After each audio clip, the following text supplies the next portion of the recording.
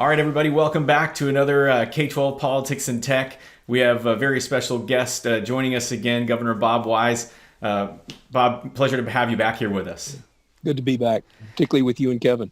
Yeah, and also Kevin Gordon, of course, Capital Advisors. Kevin, lots going on in the in Sacramento, but glad to have you back here as well. Great. Thanks a lot, Tim. Yeah, so let's just dive right in, and so much to talk about. It's almost like we could use three of these episodes to capture it all. But Kevin, big news in Sacramento this week, really on the budget trailer bill. Can you talk to us a little bit about that? Yeah. We queued up during our last broadcast the fact that the state budget was going to get approved, and it did over the weekend. But the one part of it that we always look for is the education budget trailer bill, which did get passed on Monday, signed by the governor. And the education budget trailer bill, it virtually has everything in it that we're watching.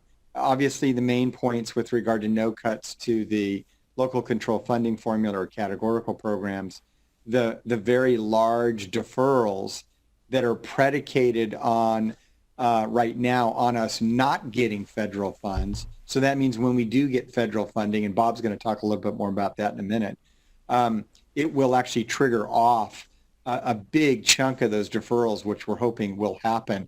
And again, my optimism continues to be buoyed by the good news that Bob brings us about sort of both the politics and the interest in potentially a stimulus. But we'll talk about that, as I mentioned, in a minute. But the key things in the trailer bill that are also of note, there was controversy around exactly how those layoff provisions work. Obviously, when we got a budget that was attempting to forego what were going to be the deepest cuts to public education in state history, there's little price to pay on that one. And it was the activism of our friends in labor who were successful in getting provisions put in there that block our ability to do some layoffs. And again, there are a lot of districts that are not looking at doing layoffs. We need more people, not less, in a lot of cases. But because we were doing budget cuts well before there was ever a COVID, there are some districts that are really in a difficult position. It was, again, very surprising to me that they wouldn't have had an exemption for districts that are qualified or negative, districts that are really having some fiscal hardship, because they were going to have to do layoffs no matter what, and it does kind of tie their hands. So, but there was enough confusion about that issue that there was on that issue, on some of the hold harmless issues, on the issues regarding distance learning. There's been clarification and conversation going back and forth that resulted in what we call letters to the journal. There were at least 3 different letters submitted to the journal. These are letters submitted by the author of the bills that clarify provisions in the budget when there is a dispute, when people start having different views about and interpretations about the meaning, they put those in there. And one of the biggest ones was with regard to the whole issue of distance learning, is that in the language, it appeared, just a plain reading of it, that they were kind of prohibiting distance learning or limiting it in really severe ways. Many of you know exactly what I'm talking about. And we looked at it in a real technical way and came to the conclusion that there was a way to read that was not as limiting as some people might suggest. But the letter that was entered into the journal helps a good deal on that. On all of these issues, particularly the issues regarding distance learning, minutes requirements, the accountability that's going to go into this budget, there's a lot to really pay close attention to. We're going to cover a lot of that in detail in the budget workshops that we've got starting on Monday. So next week we got budget workshops. Many of you are participants in that. You know that they're no cost. You go to our website and just look for the county that you're in, and you'll see all of the information that you need to participate in that workshop. Again, they're going to run from Monday to Friday. If you can't make the county that you're in, you can join any of them. And you can even watch parts of it twice or whatever that you might want to do, because they're scheduled all week long. Jump into any one of them that you want to jump into, and you can participate, sign up there at that website, and then we'll definitely see you next week on more of the detail. But a lot going on regarding this budget, a lot of topics to debate going forward. One of the other things I'll mention is that because there are a number of provisions regarding expectations and accountability related to both the distance learning piece, and the overall instruction that you're going to be delivering to kids as you reopen.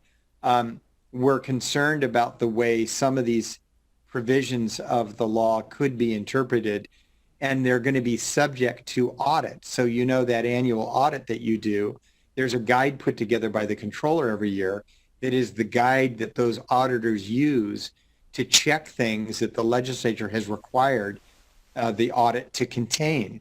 So we've already reached out to the state controller, Betty Yee, who's agreed to do a meeting with some of us to go over some of these provisions, because we want her to be aware of the stuff that we think we need more guidance from the legislature on, and then also give her a heads up about the way the various interpretations that could actually be wrong if the audit guide isn't exactly right. A lot of districts could get money withheld unfairly. We want to avoid that by getting engaged in this process earlier rather than later. So we're going to be having that conversation. State Controller has been a wonderful supporter of public education. She's never had these kinds of challenges with regard to some of these interpretive issues with regard to the audit guide under her watch yet. So we're going to give her a little bit of advice and engaging all the major statewide associations on the management side in the CSBA, AXA, CASBO, which is particularly important given their role on finance, and the Small School Districts Association. All the major associations, including AXA, will be engaged in this. So that's kind of what I just had off the top, Tim. And then obviously there's a great linkage between this budget, getting rid of those bigger deferrals by having federal aid. And so I know that our next topic is going to be by someone who is really a great asset to us, Tim. So I really appreciate Bob being on the program today. Yeah, and Governor Wise, we'll bug you about the federal stimulus in a minute, but we did want to. I did want to just dig in on one thing, Kevin, because distance learning, you said it. There were 3 letters that were written in to add some additional clarification on something that is really tough to wrap your head around right now. And you even talked about the accountability side of this. You know that it's there's seems that there's more unknown than known right now. There's also been some challenges, as far as the CTA and distance learning, and some of their appetite for distance learning or lack of distance learning. So could you just shine a little bit of light on that? I know we wanted to dig into that a little bit. No, that's a really good point. So the California Teachers Association has an opinion out there relative to teacher participation on distance learning that would require that there's sign off from each and every teacher that as a result of a statute that's actually in law. It was passed in the early 70s, somewhere in the 1970s. And, some of the law firms that represents our districts have a little different view than CTA on it. But essentially what their view is you do have to have the sign off of every teacher has got to agree to participate in this. And if they're not signing off, you're going to be in violation of that statute that would otherwise prohibit the recording of stuff that's going on in the classroom, anything that they're doing in terms of instruction. They've got to be signed off on that. Some of the attorneys definitely disagree. Our main advice is that you get that checked out with the law firm that gives you advice. But Tim, actually, you brought this up, some weeks ago, that you thought there could be issues on this. And I thought your advice generally was good advice. Hey, thanks, Kevin. Yeah, we've discussed this over time, but there's a lot of topics that we hit on and we'll touch back on again. But I think one of the most important things here is, first of all, let's just asterisk this by saying we are not lawyers. We don't give out legal advice. However, we can tell you what we've heard from some of the lawyers that you've mentioned, some of the really powerful and capable firms that represent districts in this state. And their stance on this is, if you remember when you're on a call and you're being recorded, they announce, hey, this is being recorded. And you, by continuing the conversation, you're consenting to continue. Now, what we've seen as an interesting way to approach this for school districts to make this a little bit easier is not only the teacher has to agree, but also every student and then the families that represent them have to agree. So what we recommended before was, some of the legal advice we've gotten from some of the firms that you mentioned is that having a policy where people can read that distance learning will happen and recordings may be a part of that, and that, give the families, teachers, and students the opportunity to opt out of that policy. rather than having people opt into all the different aspects of the changes that you're about to make.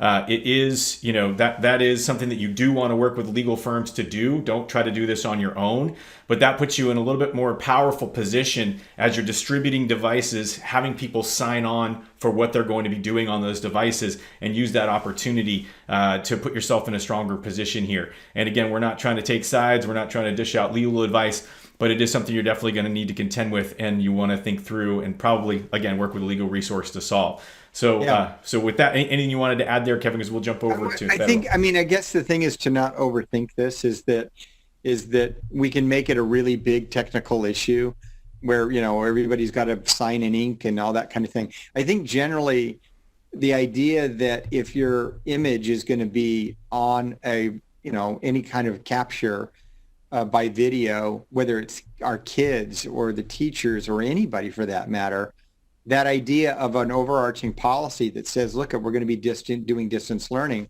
And if people are not comfortable with that, obviously, virtually everybody has the right to opt out and do something different that we would have to accommodate. We know we're going to be facing that with regard to teachers who are going to not want to do that. We actually have in some ways, the opposite problem where there are a lot of teachers who don't want to return to the physical classroom, and they prefer to actually continue doing a distance learning. So we're going to have every kind of combination out there. But I think your general advice, which is that let your policies drive what the behavior is going to be. You set out the policy, here's how we're going to be doing this, and teachers, students, whatever, parents, people that have the opportunity to opt out of that can. I think the best advice here is be consulting attorneys like Atkinson Andelson and some of the other law firms that are out there who definitely are providing really solid advice on this. That's the place to go. But it is an issue that's just cropped up. Great article in EdSource this week on this very topic that you might want to check out as well. Thanks, Kevin. And Governor Wise, sorry we haven't jumped in on the federal side with you yet. There's just a lot to get through with our state. But I seem to remember, it might have been 2-3 months ago, maybe at least 2, where we got on our first broadcast and we were talking about additional stimulus that may hit and support education in some form or fashion. And it's a little bit of a head scratcher, but we still haven't seen anything final yet, right? We haven't seen that boost that we need. Can you talk a little bit about some of the latest, stimulus potential and your opinions on that?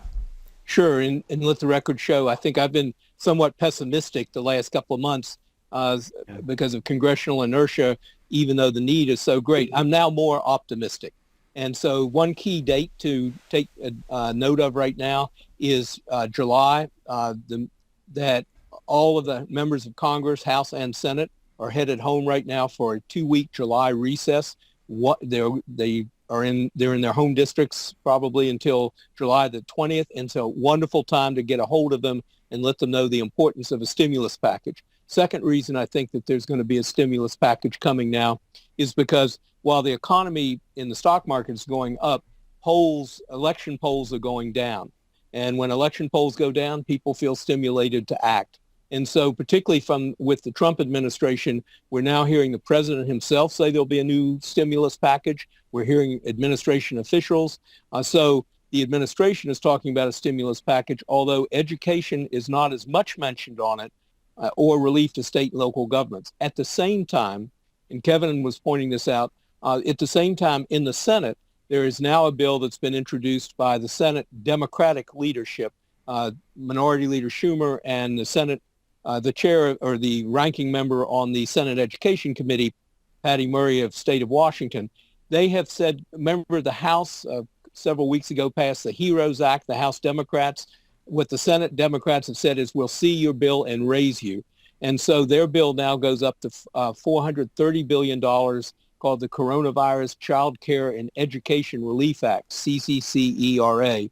It's a $430 billion package. If it were passed, probably won't be in original form. But let me quickly break it down.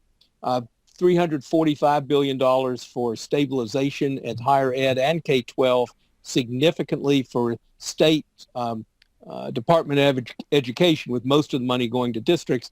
There would be $175 billion. That compares to $13.5 billion in the last stimulus package that covered education.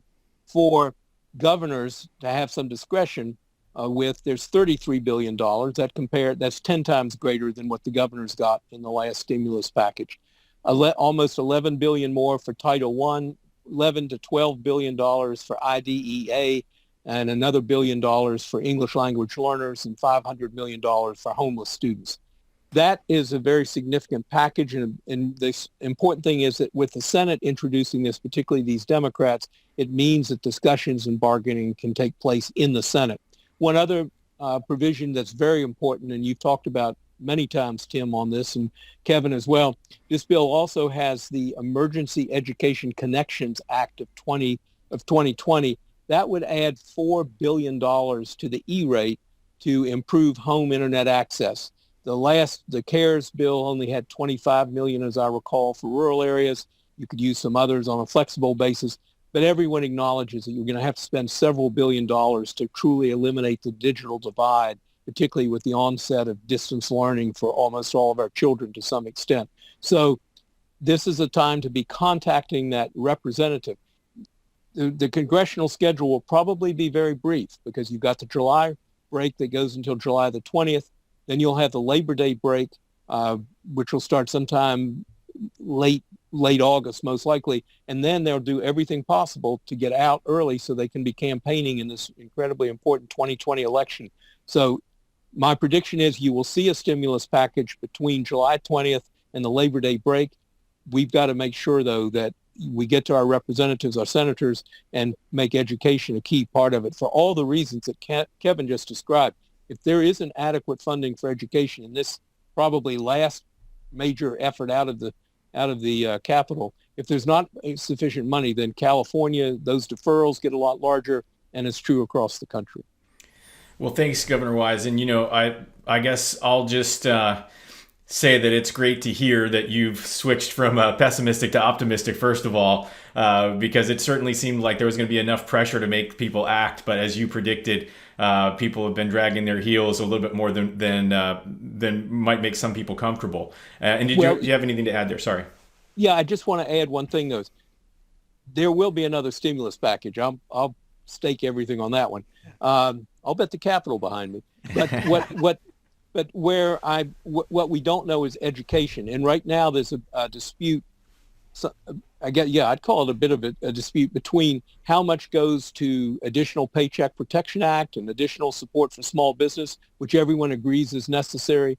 But there's real questions on whether or not to put on some parts of the Congress, how much to put in, if any, into state and local governments and into education. And so that's why it's vitally important to communicate the need for that during this critical period. It's going to be done in the next 6 weeks. We've got to make sure it's done right. Yeah. This is where... Go ahead, Ken, please.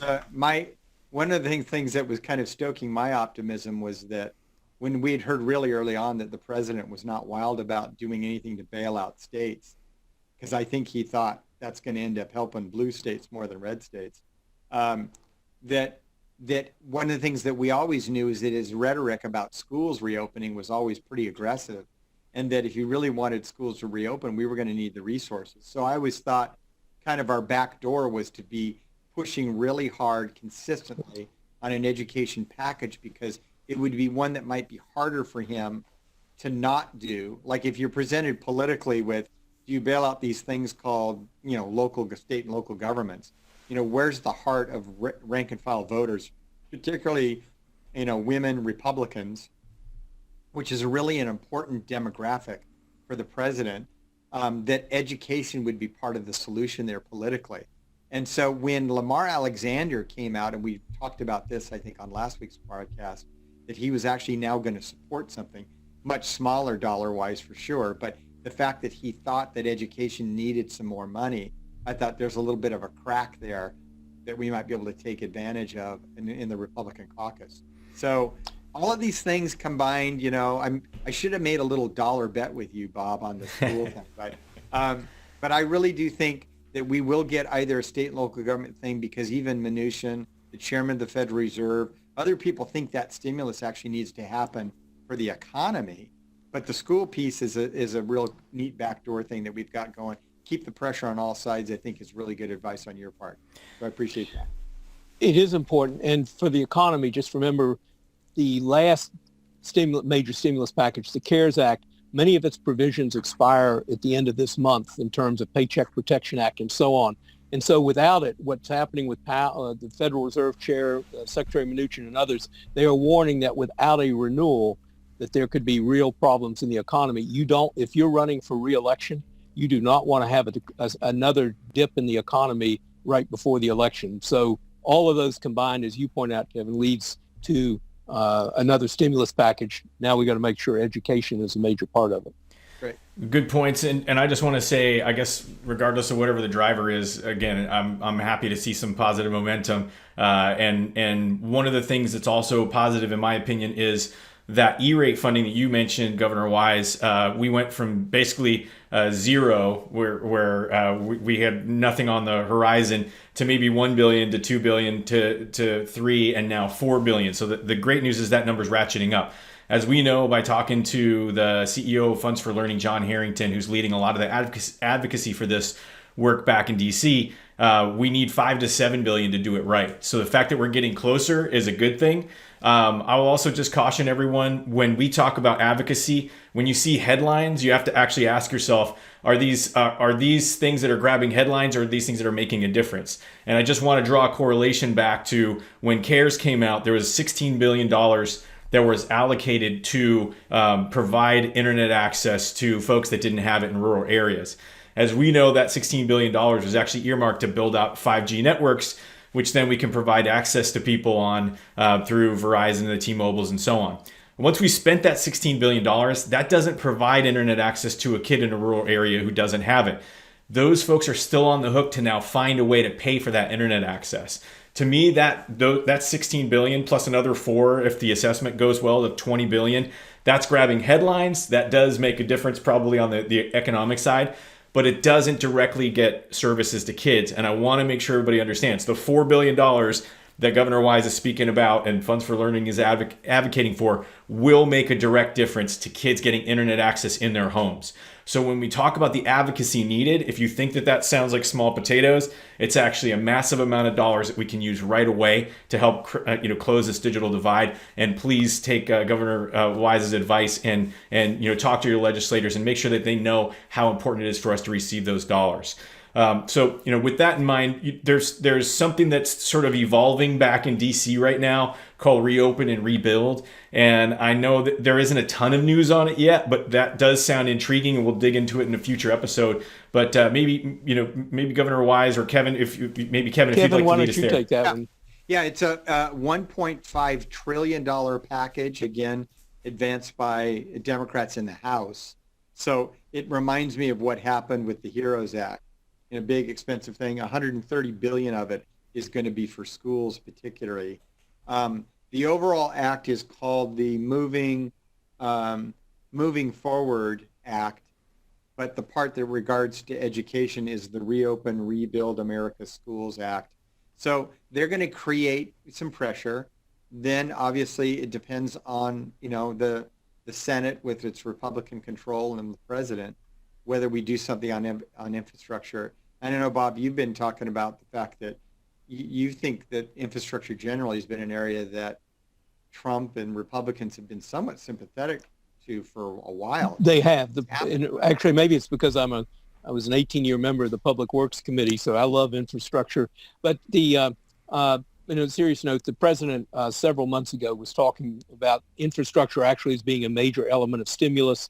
The Secretary Mnuchin has as well. And so infrastructure could well be a vehicle also for improving internet access. It doesn't have to just be bridges, roads, concrete, and so on. It can be technology. So I think that there's a good chance, once again, I think that adds another element of why we will eventually see some improvement in broadband access. Well, thanks for that, and we'll look forward to hearing more about this Reopen and Rebuild, and just the fact that there's a T next to that, the trillion, is, it sounds like it's a pretty serious topic. So we'll definitely dig into more in future episodes. Governor Wise, we talked about this before, but there's been some movement on the equitable services, and sort of federal funding for private schools. Can you talk a little bit about that, like what we've seen happen recently there? Yeah, there are two issues where really very quickly, equitable services, all district leaders ought to be looking at this closely, as they have always had to put some Title I money that would go to private schools where there were low-income students, but it was based upon the number of low-income students in that private school. What Secretary DeVos did with the CARES Act was to interpret that to say that you didn't look at the number of students in a private school. You looked at the number of private schools in your district and divided correspondingly. That means in some districts, a lot more money would be allocated to private schools. When she was pushed on this, it was guidance originally. She then pushed forward and has now made it an interim rule. What that means is that as of today, it actually has the effect of official policy. It's being challenged, and indeed this legislation that Kevin and I have been talking about that was introduced by Senator Murray and Minority Leader Schumer, that would roll this back, and even Senator Alexander has said he disagrees with it. But for a district leader right now, I would consult with the California Department of Education and their interpretation of it, because as I read what's coming out of the Department of Education, it is technical. There are actually some caveats to it, and a district leader can choose not to implement it, but if he or she doesn't, then they have to do certain things. They have to meet certain other requirements. So equitable services, I would consult with CDE. I do want to mention real quickly another major event. U.S. Supreme Court ruled a couple of weeks ago that that what they did was to block the rescinding of the DACA executive order that President Obama signed. This affects about 700,000 young people. I want people to understand this just gives a breathing spell to those young people. It does not mean that DACA is reinstated forever. DACA was an executive order. That means implemented and signed by the President of the United States, then President Obama. The Supreme Court simply said that the regulation was rescinded in a, quote, arbitrary and capricious manner, meaning that they have to go back and do it right. I'm assuming the Trump administration will go back, and so eventually DACA will need congressional action to be maintained. It stays in place as it was right now, but also Congress needs to act, and if we're going to protect those DACA students. Yeah, that's going to really crank up this issue in terms of the agenda of things to talk about in the presidential election, since it's so consequential. If it's at the place that it's at, as you're mentioning, a change in administration can make a big difference. A change in the U.S. Senate can make a big difference in whether Congress would have the votes to actually go ahead and protect it. Well, I want to say thank you for sharing all the wisdom from DC, Governor Wise. It's always a pleasure having you here. And any final thoughts from you as we kind of wrap this week's episode here, other than make sure everyone has a nice holiday? I always some people look to the legislative sessions as being the most important, and of course that's where it gets passed. I actually think legislative breaks and recesses are equally, if not more important, because that's when legislators, representatives form their opinions and hear directly from their constituents. And I always think the run-up to Labor Day is the most critical time, because that's right before the election, all of which is to say, please, from now through Labor Day going forward, contact that representative. You are ever most on their mind, more than ever at this key time. Well, thanks for sharing. And Kevin, how about you? Any final words to wrap up? No, we're going to have a lot of detail on the budget workshops next week. We're keeping them to an hour and 15 minutes rather than the 2 to 3 hour sessions that we normally do when we do them in person. We know that there's an issue with regard to how long you can sit in front of these devices to watch this kind of program. So it's going to be a lot packed into that hour and 15, but I think it's going to be very, very informative for you. So make sure you go to capitaladvisors.org. That's capital with an O-L, like the building, capitaladvisors.org. And you go to workshops and you'll find the workshops there. So get signed up, and we'll see you next week. Hey, thanks, you too. And I'll just remind everyone, this is on our YouTube channel. Please click subscribe and click the little bell. You'll get notifications when we pop new videos in each week. And again, want to just say thanks, Kevin and Bob, for sharing your wisdom with all the folks out there that are anxious to hear it. So thank you both very much. Please enjoy the holiday weekend with your families, and we'll talk to you soon.